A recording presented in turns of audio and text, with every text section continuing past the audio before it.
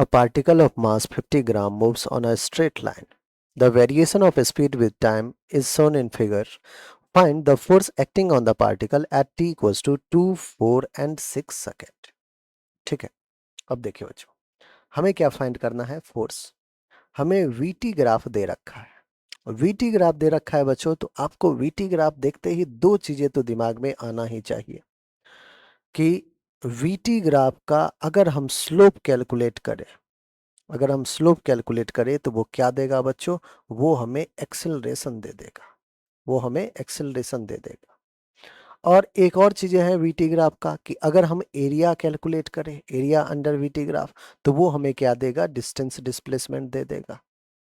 ठीक है, स्पीड रहेगा तो डिस्टेंस दे देगा और बाकी डिस्प्लेसमेंट विद डायरेक्शन।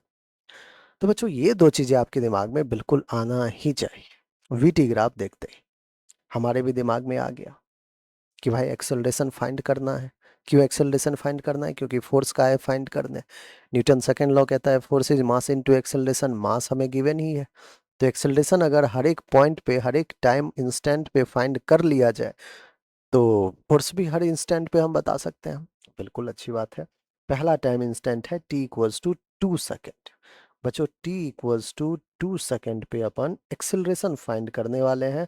ध्यान से अगर इस ग्राफ को देखिए बच्चों, तो ग्राफ को देख के आपको समझ में आ जाना चाहिए, है ना, कि जीरो से t इक्वल्स टू 0 से t इक्वल्स टू 3 सेकेंड तक जो ग्राफ है वो कांस्टेंट स्लोप वाला ग्राफ है। कैसा ग्राफ है? कांस्टेंट स्लोप वाला ग्राफ है। लिख देता हूं बच्चों, मैं बिगिनर्स के लिए प्रॉब्लम है तो ऑफ कोर्स मैं सब कुछ मेंशन कर देता हूं। t equals to 0 to t equals to 3 second. यहां तक जो ग्राफ दिख रहा है बच्चों, वीटी ग्राफ, उसका स्लोप क्या है? कांस्टेंट है। स्लोप क्या है? कांस्टेंट है। और स्लोप देता क्या है? एक्सेलरेशन। तो एक्सेलरेशन क्या हो जाएगा बच्चों? कांस्टेंट हो जाएगा। अब सर हमें एक्सेलरेशन फाइंड करने भी तो आना चाहिए। बिल्कुल आ गया ना बच्चों। एक्सेलरेशन स्लोप को कैसे अपन मैथ्स में डिनोट करते थे? m is tan theta. Straight line का इक्वेशन भी लिख दूं क्या? लीजिए लिख दिया, y equals to M X plus C. Origin से पास हो रहा है तो c की वैल्यू 0 होगा। m क्या होता है? स्लोप होता है। स्लोप को कैसे कैलकुलेट करते हैं बच्चों? y बाय x से, that is tan theta. tan theta is perpendicular by base. यही तो हो गया। देखिए ये y है, ये x है। यही तो आप कैलकुलेट करोगे स्लोप। ऑलराइट, बहुत बढ़िया।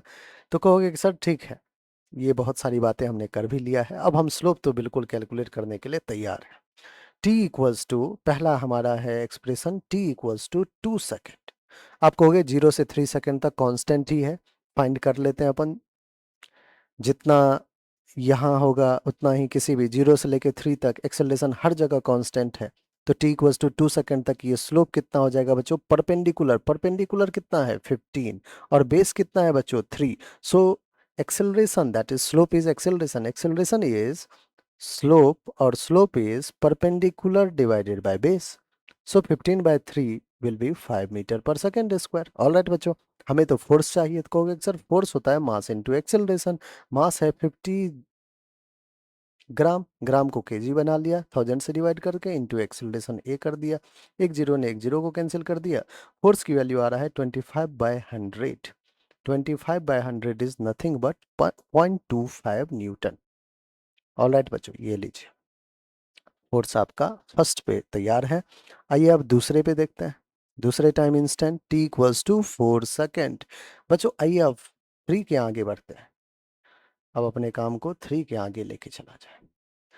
ये रहा हमारा 3 सेकेंड, यहाँ तक। 3 से 5 तक, 3 से 5 तक अगर आपसे स्लोप पूछो कि बच्चों स्लोप क्या है, आप कहोगे सर स्लोप कहाँ है? 0 है स्लोप तो। स्लोप तो 0 से 3 दिख रहा है और 5 से 8 दिख रहा है। ये 3 to 5 जो है वो तो straight line parallel to time axis है, दैट मीन स्लोप तो 0 है। अगर किसी पार्टिकल को यहाँ पे रख दे तो वहीं पे पड़ा रहेगा। स्लोप होता तो आगे पीछे कहीं जाता, है ना। तो आप कहोगे कि सर स्लोप तो 0 है। और बच्चों स्लोप एक्सेलरेशन देता है। अगर स्लोप एक्सेलरेशन देता है तो एक्सेलरेशन हमारा 0 हो गया क्योंकि स्लोप 0 है। और अगर एक्सेलरेशन 0 हो गया तो बच्चों फोर्स भी 0 हो गया। तो बच्चों बिल्कुल सही है, t इक्वल्स टू 4 सेकेंड पे फोर्स क्या लग रहा है आपका? 0 आ रहा है। ऑलराइट, नेक्स्ट आते हैं। किसी के मन में ये भी आ रहा होगा कि सर फोर्स जीरो है, पार्टिकल फिर भी चल रहा है। क्यों नहीं चलेगा भाई? कांस्टेंट वेलोसिटी नाम की भी तो चीज होती है ना, कांस्टेंट वेलोसिटी चल रहा होगा, कांस्टेंट स्पीड होगा उसके पास। ठीक है, बहुत बढ़िया। नेक्स्ट आता है थर्ड।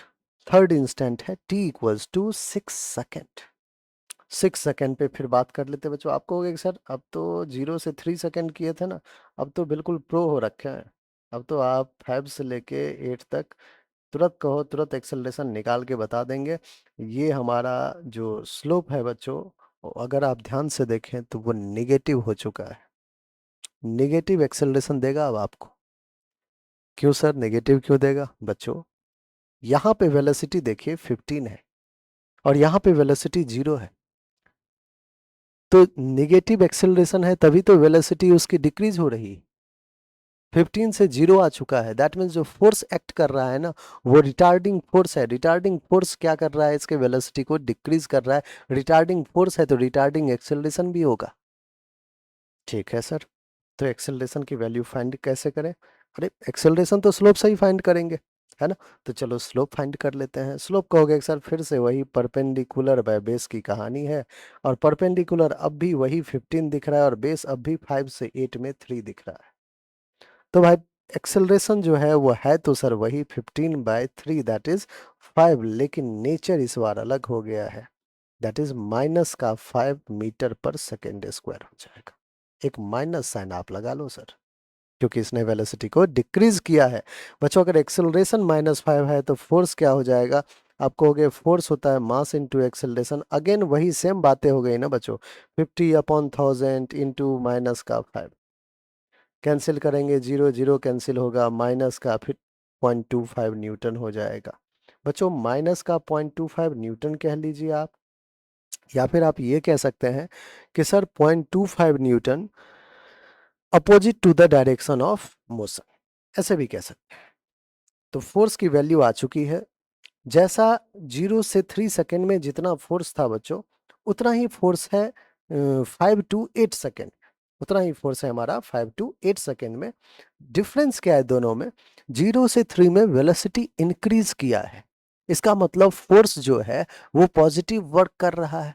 वो वेलोसिटी मतलब मोशन के डायरेक्शन में वर्क कर रहा है, मोशन के डायरेक्शन में फोर्स अप्लाई कर रहे हैं। लेकिन बच्चों 5 से 8 सेकेंड में आप क्या कर रहे हो? वेलोसिटी डिक्रीज कर रहे हो, इसका मतलब मोशन के अपोजिट डायरेक्शन में आप फोर्स अप्लाई कर रहे हो, तभी वेलोसिटी 15 से 0 हो गया है। आई होप बच्चों आपको बहुत ही अच्छे से बेहतरीन अंडरस्टैंडिंग हो चुकी है इस प्रॉब्लम की।